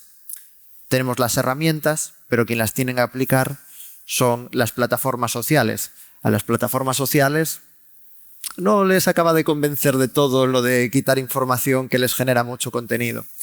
Y luego otro problema, y aquí sí que es un problema tecnológico, sería la detección temprana. La detección temprana es uno de los grandes hitos que todavía no se ha conseguido, y es que, por ejemplo, en el método que he descrito, si yo ahora me invento una noticia que llega al COVID-25, ojalá que no, ¿no? Pero si yo me invento esa noticia, hasta que no hay un verificador que haya verificado esa noticia, yo no puedo contrastarlo con algo. Y en redes sociales, unas simples horas puede ser millones de visualizaciones. Entonces, ese problema de la detección temprana, pues, es uno de los grandes hitos que se está trabajando ahora en nuestro estado del arte. Sí, bueno, es que o que decías ti, a información é necesaria darla no seu contexto. Eu recordo en Galicia, Manuel Rivas, aparte do millón de vacas, falaba ou nos definía como os comedores de patacas. A un galego lle quitas as patacas e como a un italiano lle quitas a man, non é capaz de moverse polo mundo. E entón había unha información cando era moi rapaz que puña las patatas contienen arsénico. Y hostia, sí que es... Claro, pero tiñas que comer algo así como 30 millóns de toneladas cada día para ter algún tipo de problema, digamos. É necesario darlle a todo o seu contexto en este mundo de información científica máis. E ter en conta que temos moitos digitais que viven do clickbait. O sea, vos veredes seguramente ese titular de lo que nunca hubieras imaginado de no sé quién. Siéntate antes de ver cómo está ahora mismo no sé quién. O sea, ese tipo de enlaces para provocar o clickbait partindo de unha noticia, digamos, que é falsa xa no seu propio enunciado. É dicir, eu que ao principio piquei nese tipo de historias, a cuarta, quinta ou sexta vez, pois xa deixas de picar. Por tanto, temos que construir un pouco, e non é moi difícil, unha forma crítica ou autocrítica de conectarnos co mundo, e cando nos veñen con esas historias de lo que nunca hubieras imaginado, pois sabes que é absolutamente falso. Iván. Sí, bueno, pois eu creo que hai que partir do diagnóstico, non? E eu tiña aquí dous episodios na miña cabeza que vivín cos alumnos na Facultade de Comunicación aquí en Pontevedra, non? O primeiro foi despois do referéndum independentista de Cataluña. O día seguinte eu tiña clase de técnicas de relacións públicas en terceiro de Publicidade e Relacións Públicas. Entón fixemos un exercicio na clase que era poñer na pizarra 4 colectivos, os colectivos independentistas, a Generalitat, a Policía Nacional e o Goberno de España, e tiñan que facer un exercicio que era atribuirlle 4 adxetivos a cada un deses colectivos. 70 e pico alumnos na clase. Bueno, unha preguntoume que pasara o día anterior, pero en xeral os outros estaban perfectamente ao tanto do que pasara en Cataluña, obviamente, e entón fixemos primeiro poñeros todos en común os adxetivos.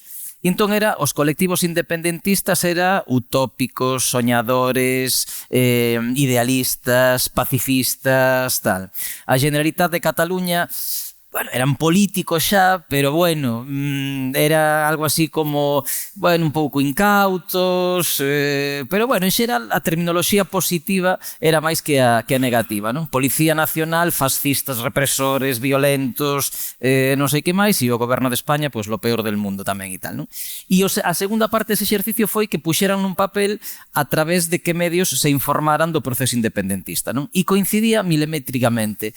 As únicas 6 persoas que había na clase de 70 e pico que seguiran o día do referéndum pola televisión eran os únicos que máis ou menos matizaban o positivo e o negativo entre todos os colectivos. Todo o resto se informara exclusivamente a través de Twitter do que pasara e se tragaran toda a desinformación, todas as manipulacións e todas as noticias falsas do movemento independentista neste caso, non?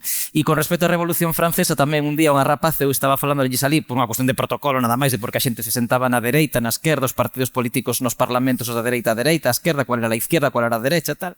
E entón vía con cara de póker cando lles falaba do xogo da pelota e da Revolución Francesa, e entón digo, pero sabes o que é a Revolución Francesa, non? E quedouse así e díxome, eso me lo explicó mi padre. Primer problema. me lo explicó mi padre, eso fue cuando le cortaron la cabeza a los reyes, ¿no?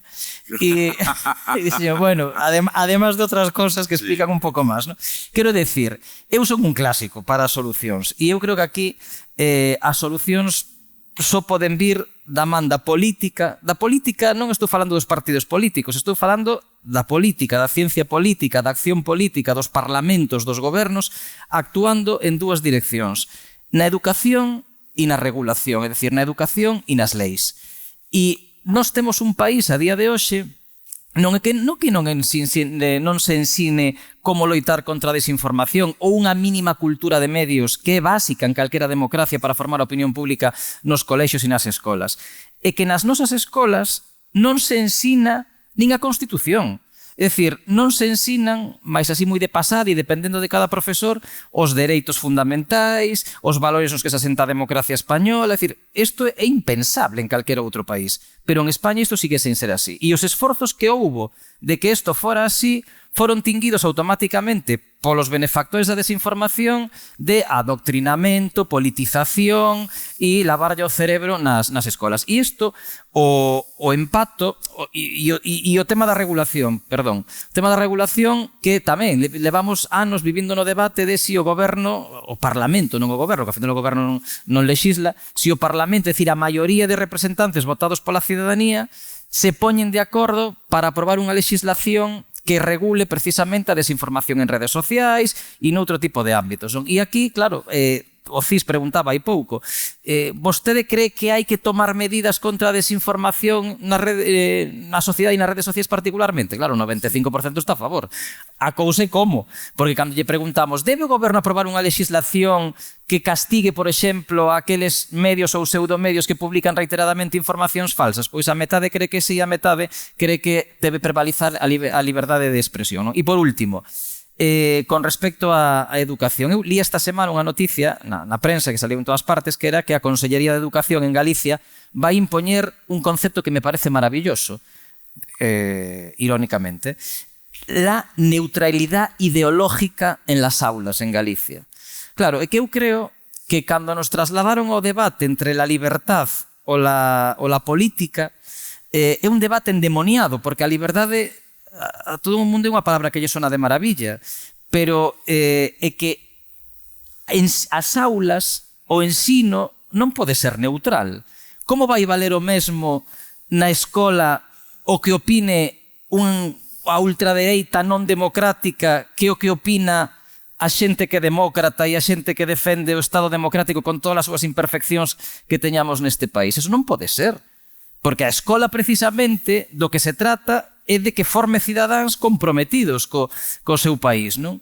Entón, claro, se un neno pois ten uns pais que son machistas, que son fascistas no sentido literal, que non son demócratas, e na escola le decimos que todo vale e todos igual e non nos podemos meter en debates ideológicos, ao final ese neno ou esa nena, evidentemente, acabará reproducindo probablemente os comportamentos que aprendeu na súa familia. Entón, é dicir, eu creo que esta é a clave fundamental e é a clásica de toda a vida, que a escola cun currículum adecuado forme cidadanía que pense libremente, que opine, que sexa crítica e que seña capaz de traballar desde o punto de vista científico e ao mesmo tempo que os poderes públicos que adopten medidas para regular e para evitar este tipo de problemas que, se non, pois eu creo que nos levará por diante a todos con ese falso debate entre a liberdade ou a política que non é tal, non? De acuerdo.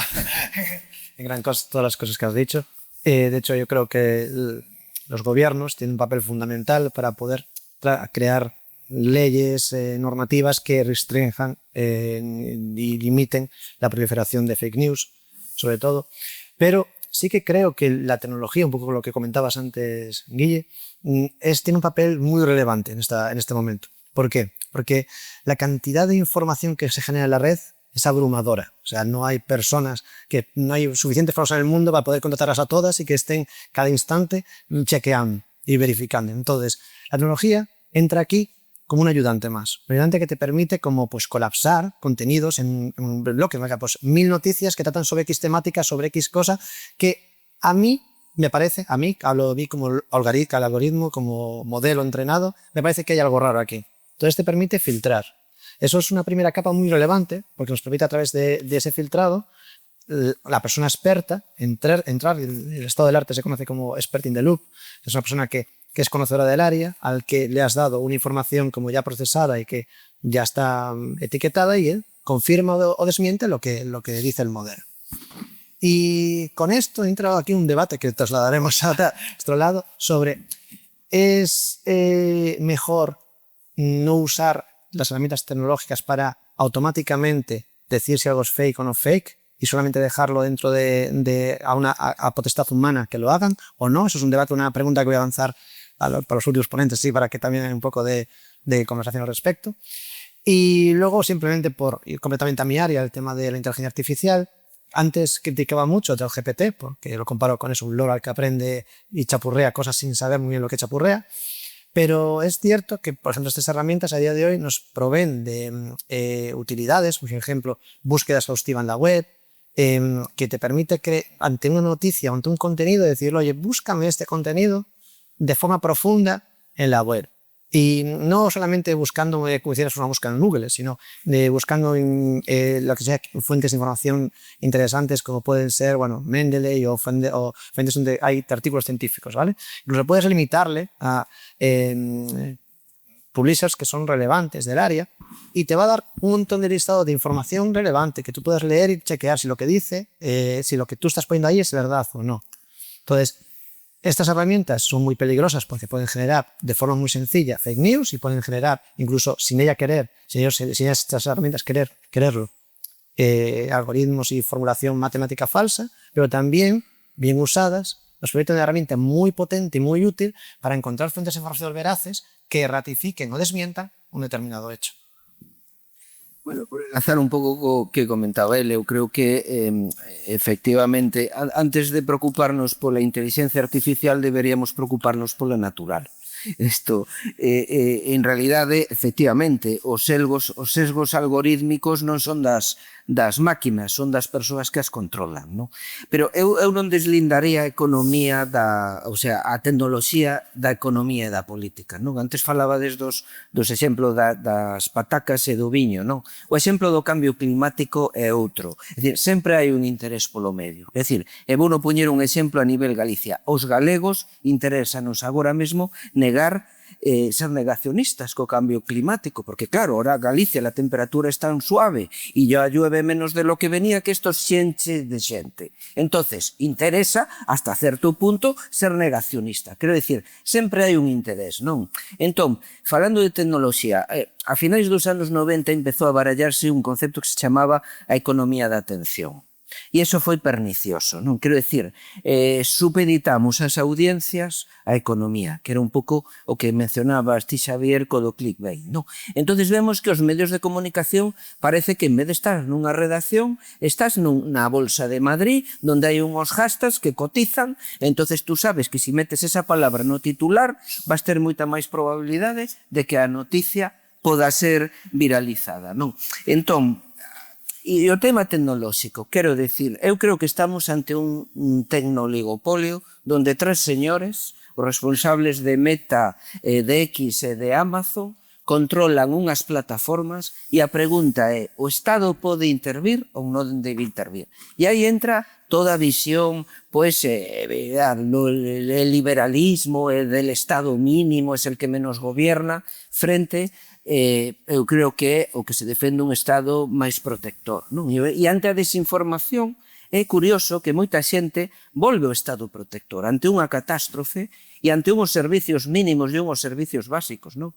Entonces eu coido que ese é o tema, non? Quero dicir, vamos a deixar, eu sempre poño o exemplo, deixaríamos que os responsables das inmobiliarias en España fixeran unha lei de vivenda? Entón, é que a mí me fai gracia isto del autocontrol de los medios, ¿no? O sea, dejadme que me controlo a mí mismo, ¿no? Entonces, e incluso o das axencias de fact-checking, que efectivamente para min é unha mostra da perda de calidade do xornalismo. Quer dizer, estamos subcontratando a veracidade. Antiguamente, a todos nos ensinaban nas escolas de xornalismo, non podes salir sin tos fuentes. Con unha única fuente non podes publicar isto. E agora resulta que o que facemos é subcontratar a axencias e aplaudimos con las orejas diciendo el fact-checking e tal, ¿no? Soy fact-checker. senelo está moi ben, non? Antes chamados xornalistas, pero agora queda mellor fact-checkers, non? Polo tanto, a pregunta básica é hasta que punto efectivamente o Estado pode regular a desinformación. Claro, ten un risco, que sempre es que, claro, si dejamos esto en manos del Estado es la censura y vamos a crear el Ministerio de la Verdad de Orwell, ¿no? Entonces sempre hai ese risco de cómo utilizas, o sea, de cómo pode utilizar o poder unha lei contra a desinformación. Ahora, temos que esperar a que un xuiz, como fixo en Brasil con X, peche, porque están insultando a xente, ou como se fixo en Francia con Telegram, ou pode haber unha lei, ou chega con, como decimos sempre, no, llega con el Código Penal. Bueno, pois, amigo, habrá que ter algunha ferramenta máis co Código Penal para regular todo isto, non? Eu recordo sempre que entramos neste debate e agora realmente xa contigo e este bloque e logo abrimos a última ronda xa de 1 minuto para cada un que de unha proposta. Hai unha serie maravillosa, lamentablemente creo que só tuvo 2 temporadas, Newsroom, non sei se alguén a veu aquí, Newsroom, unha serie sobre xornalistas maravillosas, maravilloso. Jeff Daniels é o presentador editor do especio dos informativos da cadena. E un tipo que ali en Estados Unidos se levaba, estábamos nos inicios do Tea Party. Oxe, co que hai na Casa Blanca o Tea Party nos parecen moderados, pero nese momento eran hostia, ¿no? E entón, claro, él se definía como republicano en Estados Unidos en sentido de dereitas. Digamos que se admitía eso, con tal de que foses honesto. Pero, claro, empeza a subir a marea co Tea Party e cada vez empeza a recibir máis cartas de lectores cabreados porque él en varios asuntos non sigue a tesis do partido. E dice, mire, se lo explico un día en pantalla, mire, es que yo soy republicano de los que piensa que los tornados los crean las altas presiones, no el matrimonio gay. Porque, digamos, que estábamos chegando a un punto de que o matrimonio gay era culpa de que se creasen altas presións. O sea, un pode ter a visión e debe ter a visión do mundo e do seu. Eu non ese rollo que había no inicio da transición.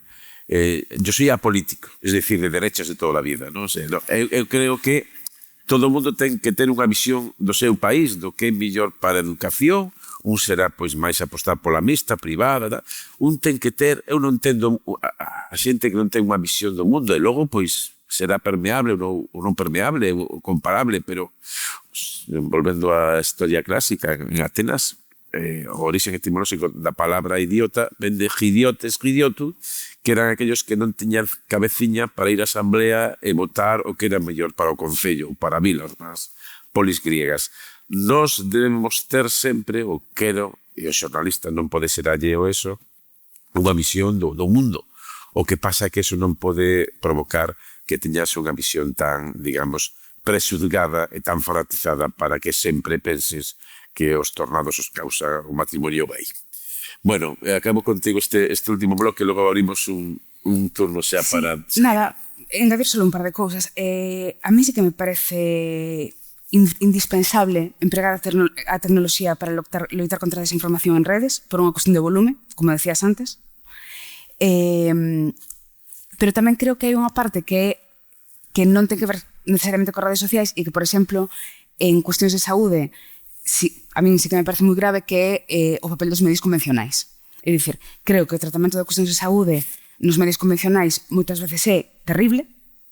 En todos os magazines de pola mañán hai algún nutricionista ou algo acabado en ista que dá uns consellos no mellor dos casos desfasados e no peor claramente nocivos directamente, e non está habendo realmente un control sobre este tipo de contidos que xa digo, que emitan os medios generalistas e que antes decíamos que a xente que se informa a través da televisión posiblemente estea mellor informada. En aspectos políticos, a verdade é que tampouco teño unha opinión moi formada ao respecto. En aspectos de saúde, xa vos digo claramente non. Entón, devolve un pouco que decías ti antes de que hai unha parte que ten que facer os xornalistas. Entón, nese sentido, a miña crítica vai por aí. Despois, non sabemos distinguir as fontes de información adecuadas e moitas veces o que nos poñen nos medios generalistas tampouco son fontes de información adecuadas. Polo feito de que alguén poña un título debaixo, o que di non ten por que ser certo. No, e moitas veces caemos isto na falacia de autoridade e volvemos ao de antes, no? Que non temos suficiente pensamento crítico para distinguir polos nosos propios medios se o que nos están dicindo ten algo de viso de veracidade, no? Por moito que o diga un nutricionista ou o perigo dos palotes. Eu, non sei, sempre poño o exemplo que nos obradoiros que damos sobre desinformación funciona moi ben, pero non nos esquezamos que ata hai non moito as galletas dinosaurus que levan un 30% de azúcar levaban o sello da Asociación Española de Pediatría. Quero dicir, non polo feito de ter un selo ou do que diga un señor con bata branca, a información vai ser veraz. Para eso eran, ahora xa non se escoita moito, pero as nais eran pozos de sabiduría. Eso de decir, levaba o selo. Eu cando facía unha falcatrulada, chegaba a casa e, pero como hiciste esto? Es que lo hizo Jaime, un compañero, la fase de la madre. Claro, y llega Jaime, se tira por un barranco y tú te tiras, ¿no? Pues más o menos esas, digamos, encantos selos. Rematamos xa, empezo por ti, Iván, un minuto a cada un, porque saímos moi locos e pasados de tempo, de recomendación, reflexión. Eu non son moito de dar recomendacións, pero sí de facer reflexións colectivas. E rematamos, polo tanto, cunha un minuto aproximado para cada un de reflexións, recomendacións despois desta chapa de hora e media que le damos botada. Bueno, eu a reflexión empato co que dicía antes da neutralidade ideolóxica, non? Con ese, e hai que ver como se concreta iso, non? Pero con esa vontade de neutralidade ideolóxica na escola, isto que a universidade está facendo hoxe aquí, que é dar unha voz plural, unha voz na que falamos libremente de posicionamentos políticos, de partidismo, de ideoloxía a nivel xeral, de defensa institucional. Este debate probablemente non podería estarse producindo hoxe nunha escola pública. Probablemente, non? Habería pais e nais que protestan porque les decimos que el matrimonio igualitario tiene que ser respetado y entonces no tienen por qué lavar la cabeza a su hijo para qué tal. El otro padre pues dirá que a ver porque hay que poner banderas moradas el 8M porque él no cree en la supremacía femenina y están discriminando a su hijo. Porque, es decir, eso vai pasar e pasou toda a vida. O problema é que a iso agora lle deamos eco. E, por tanto, convirtamos as opinións individuais, e casi empezábamos por aí, as opinións individuais absolutamente infundadas en igual de respetables que as opinións científicas perfectamente fundadas e perfectamente traballadas, non? E entón, por iso, eu, como se nos pedíase unha recomendación, ferramenta ou algo de libro e tal, eu traio algo que non ten nada que ver, en principio, coa desinformación, pero que fai pensar, non? Que é un libro que se chama, pola parte que me toca, que se chama La izquierda no es woke, de Susan Neiman, que filósofa e que, bueno, axuda a pensar sobre todo nisto, non? En como, en xeral, a sociedade vive a día de hoxe nesa loita entre o individualismo e o colectivismo. E moitas veces esa falsa ilusión de liberdade da que falaba eu anteriormente nos leva a creer que a liberdade consiste en que cada quen faga o que queira, diga o que queira, actúe como queira e os demais temos que respetar iso. Que si eu digo tal é a túa opinión igual de respetable que a miña e se eu quero no colexio que o meu fillo non aprenda matemáticas, vou leválo ao absurdo, pois mi hijo non tiene por que aprender matemáticas. E se non quero que lle falen de matrimonio igualitario, pois non tiene que hablar de matrimonio igualitario. Se non tiene que hablar de desinformación, porque yo soy terraplanista, non se le puede hablar de desinformación, porque es mi opinión e es mi opción individual como persona, non? E frente a iso está a ilustración e está a acción social colectiva, que é o que, non desde o punto de vista da esquerda, desde o punto de vista da dereita, efectivamente, dos de dereitas que non creen que os tornados os provoquen o matrimonio homosexual, a acción colectiva, a prevalencia do interese grupal, do interese social frente á liberdade individual é o que nos ten traído ata aquí a día de hoxe, non? Porque senón os privilexios nunca se terían acabado de determinadas clases sociais. Entón, La izquierda no es woke, que nos faga pensar en como é mellor actuar colectivamente tamén para loitar contra a desinformación, educando na escola e regulando. Xa porque estamos recomendando libros, Como mueren las democracias, de Daniel. Sí. Ese es clásico e premonitorio do que estamos. Guillermo, até un minuto. Vale, pues a mí sí que me gustaría recomendar así alguna herramienta y también algún libro que traigo. Decía Ruas también efectivamente que los fact-checkers no deberían hacer el trabajo de los periodistas, pero bueno, por ejemplo también hay fact-checkers tanto públicos como privados, o el de Radio Televisión Española o Maldita, Neutral, etcétera, que también se dedican a desmentir cosas que salen en las redes sociales. Y eso está muy guay porque no es un trabajo de un periodista ir en las redes sociales escrutando qué bulos están... Que haya unas herramientas que hacen eso a mí me parece muy bien.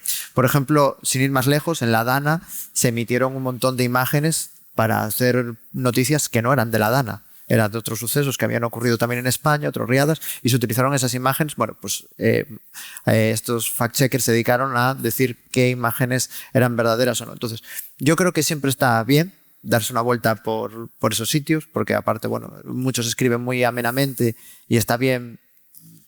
Y luego otra cosa, otro consejo que me gustaría dar también es asumir que todos consumimos desinformación, como decías, Iván, y que todos somos susceptibles a ella. Todos nos hemos comido algún bulo alguna vez. Es así. Y cuanto antes lo sumamos, mejor. Entonces, está bien tener herramientas. Y como libro, me gustaría recomendar un libro de Ramón Nogueras, que es un psicólogo, que se llama ¿Por qué creemos en mierdas?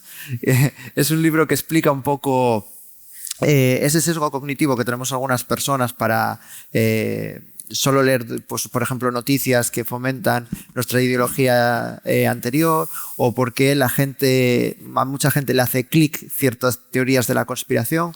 Es muy ameno, bueno, ya el título ya da bastantes indicaciones, y yo creo que está muy bien para comprender muy bien ese fenómeno y empatizar con ese tipo de personas que igual nos son un poco ajenas. Como conclusión, como recomendación, traía tamén un libro relacionado co de Ramón Nogueras, porque iba a recomendar Por que creemos en cosas raras, de Michael Shermer, que parece moi interesante porque é un libro do 97, creo recordar, pero que xa fala de todo isto. É dicir, claro, en contexto, unha vez máis, no? Anglo, levan moito máis tempo con todo isto. El xa empeza a refutar todo este tipo de teorías da conspiración xa ao finais dos 90, no? Pero creo que o de Ramón Nogueras se inspira un pouco na idea de Michael Shermer e creo que poden ser lecturas complementarias chulas, no? E despois, así a nivel de saúde, o de Tamara Pazos de Crecer sin envejecer, que é un libro que creo que está moi ben argumentado desde o punto de vista científico e que sí que cita datos serios e estudos, no? Un pouco tamén en contraposición a toda esta información de moi mala calidade que temos sobre todo o tema de nutrición, exercicio e envellecemento, que son para min como os grandes nichos, e saúde mental tamén, os grandes nichos de información falsa ou de mala calidade. Varios casi podía. A ver, como recomendación, primeiro acudir, bueno, creo que distribuíron por aí un mapa de ruta contra a desinformación, non? Onde se fala de acudir a fontes oficiais tamén, e eu creo que tamén, pois mira, aproveitando a presencia de Xavier Forte, reivindicar tamén os medios públicos como servizo público, que en casos, como vimos en catástrofes como a Dana, pois todos están obrigados, e obrigados literalmente, a reforzar e traballar moitas horas e prestar ese servicio. Entón temos unha ferramenta que se chama Manual contra a Desinformación, que o poden descargar, que son unha facultade onde estamos na cidade, non? Entón que poden descargar gratuitamente, non? Logo que decía o libro que falaba antes, que é de Paulo Gerbaudo, que é de controlar e proteger o retorno do Estado. É dicir, un pouco como volvemos a este, si se quere, neoestatismo, non? E un último que que como é tan breve, pois trouxe nunha mochila que se chama Breve Historia de la Verdad, de Julián Baghini, non? Que fai un percorrido histórico porque que es verdad, que non es verdad, tipos de verdad, que nos axuda a ter un pouco de contexto, non? Francisco, levantamos contigo. Sí, nada, pues por acabar, sí que nada, recoger que lo más fundamental creo que es educar a la gente en el ámbito digital, que para poder entender cómo funcionan las redes y intentar quitar lo real de lo que no lo es, incluso de forma ya automática, para que ya tenga un criterio propio. Se me ocurren un montón de plataformas o opciones tecnológicas para chequear algunas las veracidades o los fact-checkers que comentaba Guille. Pero bueno, sí, también yo diría de usar ChatGPT y herramientas similares a él, para inducir a tener un contenido y poder preguntarle a través de, y tratando con él, oye, este contenido hay partes de él que te chirrían, hay algo que no te convence, búscamelo utilizando tu búsqueda profunda en la red, a ver si encuentras fuentes que lo corroboran o no. Y ahí tener la herramienta para que una persona pueda ayudarse de esto para discernir. No tenía pensado, no venía pensado con ningún libro, la verdad, pero creo que si alguno, si no me equivoco, si alguno tuviera que ver un poco con esta temática, igual en 1984, ¿no? Un libro en el que queda latente, ¿no? El acto que puede provocar, intentar controlar a la sociedad jugando con las palabras en parte del libro. Eso creo que es una recomendación para todos. Bueno, pues eu xa non recomendo o libro porque recomendei o de como moran las democracias, pero sí a ironía como ferramenta frente a doctrina absolutista, frente ao absolutismo, frente, digamos, a demagogia, a ironía. En estos británicos eran maestros. Sabedes que cando Howard Carter vai a unha expedición no Nilo, métese pois por unhas tumbas ali e atopa pois o famoso sarcófago de Tutankamón. Isto foi nos anos 20, por aí, ou 30. E entón, pois, morre un da expedición. Entón, algún titular, virus de Tutankamón. Daí a un ano morre outro da expedición. E xa era a maldición de Tutankamón. E entonces, ao final, morre Howard Carter e titula el Times. Se confirma la maldición de Tutankamón. Howard Carter muere en su casa a los 97 años. O sea que hay formas de utilizar a ironía en este tipo de cosas. Otra, Indro Montanelli, un historiador conservador, pero cunha lucidez tremenda para contar cousas, que escribiu Historia de los griegos, unha maravilla. Entón, publica La República, muere la gloria nacional Indro Montanelli. Vai Indro Montanelli, colle o teléfono e pide que lle poñan co director de La República. E el tío se queda tal. Dice, no, la noticia é certa, ma prematura. Son más ou menos. E para rematar xa unha recomendación, xa que estamos con Indro Montanelli con Historia de los griegos, hai un capítulo que me parece que fala de Arístides e sobre todo de Clístenes. Clístenes é un sabio dunha polis, pois non sei se era Atenas ou calera, ou dun lugar, que lle piden un proxecto, un efecto de constitución. Entón, el fai unha serie de puntos.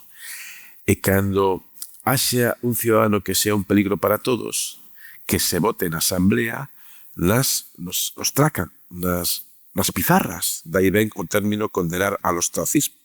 Se o seu nome aparecía en non sei cuantas pizarras da plaza, pois era expulsado. Evidentemente, o primeiro expulsado foi o propio Clístenes. O sea, digamos, todos puxeron o seu nome na ostraca, na pizarra, e Clístenes foi lamentablemente condenado ao ostracismo. O que se trataba aquí era de falar, de conversar, de non condenar a ninguén ao ostracismo, pero si defendernos desta tormenta e treboada que nos ven en rima. Moitísimas gracias, Francisco, Juan, Iria, Guillermo, Iván. Por lo menos xa acabei aprendendo os nomes dos 5, que por lo menos é algo importante. Moitísimas gracias e bo día. Vale.